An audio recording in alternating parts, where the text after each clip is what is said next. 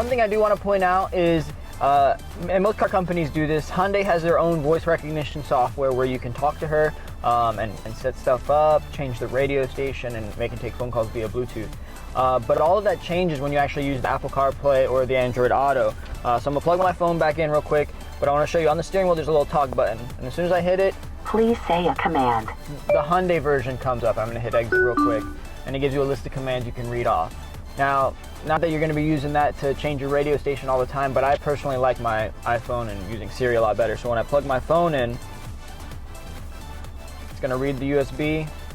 Apple CarPlay is connected. When I go to apps and select CarPlay, it's gonna go right into it.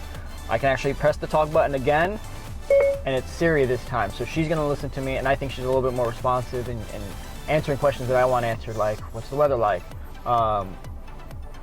What time does this movie play? Or ask them a question about a movie star or something. So I like it a little bit better. It works really well.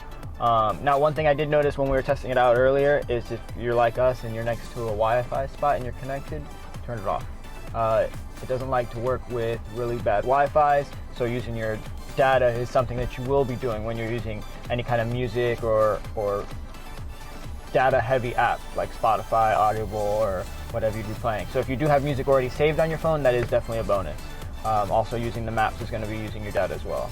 So pretty much you're getting a base car now with navigation built in, and that's what a lot of people love, because navigation on a newer car that comes standard with the vehicle, you have to update it every so often because it doesn't have all the roads.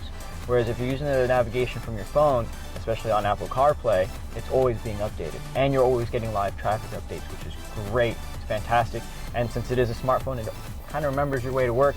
On a lot of the Apples and on the Androids, it's going to tell you how long your drive to work is, and it'll pop right up there on the screen.